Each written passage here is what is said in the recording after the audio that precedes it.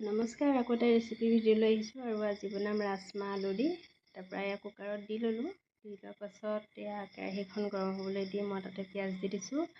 আৰু ৰাজমাহ চব্জি কোনে কোনে খাই ভাল পায় বাৰু, মই ভালেই পাওঁ। আৰু চব্জি কেনেকৈ বনাওঁ আপোনালোকক দেখাওঁ বোলো।